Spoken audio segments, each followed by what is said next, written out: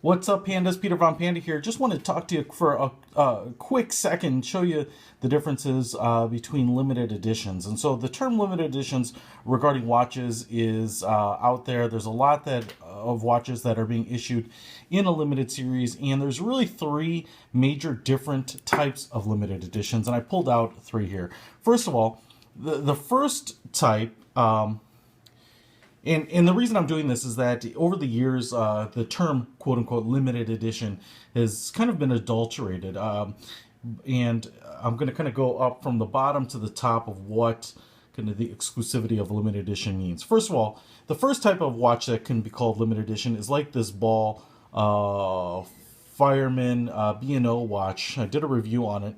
It isn't a numbered limited edition, so what you can see on the back is that there's no place that it says, one of 5,000 or one of 1,000 or one of 10,000 even. It doesn't have that, and the reason is that it was a limited edition, but it was a limited edition for a period of time. So for the opening of the B&O Railroad Museum, they just produced this watch basically all year long. They sold as many as they could, and at the end of that time period, they stopped producing it. And so it was limited in the fact that they stopped making the watch, but they didn't necessarily have a set number of watches that they wanted to make. The key here is then you would have to do some research and figure out how many of these watches they actually made in order to define exactly how exclusive or how rare it is. It's very possible they made 20 or 30,000 watches, which doesn't make it necessarily a rare watch, but it certainly makes it a limited edition watch. A couple other watches that pop into mind that have done that recently are the Citizen Ultrachron Cirrus, which I believe they are just making for a period of time. And then also recently the Tag Heuer Team USA America's Cup watch is also not a numbered limited edition, but they're only making those kind of during the period of time that they are marketable. So that's the first one, the unknown number limited edition. Second one is kind of like this Tag Heuer, which I did a review of. This is the Aqua Racer NRDC watch. This is a watch that they did in partnership with the Natural Resources Defense Council to raise money. And this is a numbered limited edition. And in fact, this one is, I gotta find it here, is one of 1,000. So they did 1,000 pieces of this watch. But the key here is that they didn't build a custom watch. This is simply the standard Aqua Racer that's available now.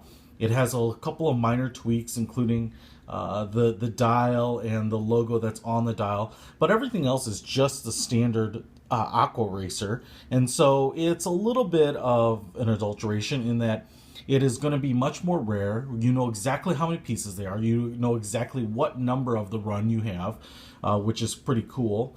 But it doesn't. They didn't go out of their way. All they did was manufacture Aqua Racers and then did a run of custom dials for a handful of them, and then laser etched a specific serial number or run number. So it is limited edition. It is certainly more rare than watches that are just produced for as long as they can produce them. But there's nothing really unique, really special, really different about this watch than any of the other Aqua Racers. And in fact, if you had another person who had the same model Aqua Racer, at a glance, you probably wouldn't even know that there's any difference. And the price differential is usually fairly minimal. It's usually just at a slight premium to the standard Aqua Racer, usually because of just the slight rarity factor. And then on the lastly, and kind of what typical limited edition used to mean is that a company would make a watch that was completely outside of their other offerings. They would build a watch, they would design a watch, they would construct it to be something very, very special. The molds would be unique, the run would be very limited, and it would be like nothing else they offered. In this case, this TCM watch, which I did already made a video about, is one of 150. And if you go to TCM, you won't see another watch on their site, and at least in their current offerings, that looks anything like this, because this was truly a limited edition. They built it with a unique movement. They did modifications of the movement. The case design is completely unique.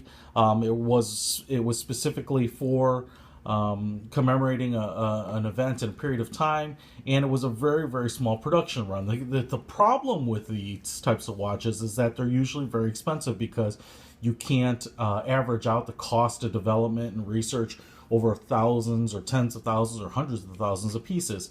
In this case, there was 150 of this model, and then with a slight color variation, another 150. So they really had to recoup their money over 300 pieces. In some cases, these are actually a really good deal because the companies almost use them as a loss leader. They know they're not going to make money on it, but it keeps a line of very unique and rare and desirable pieces in their repertoire. And it also kind of shows watchmaking prowess. Now, this isn't the finest example of very important or rare watches, but I just wanted to explain that there are really three different types of limited edition. So the term that people throw out does not always necessarily mean the same thing.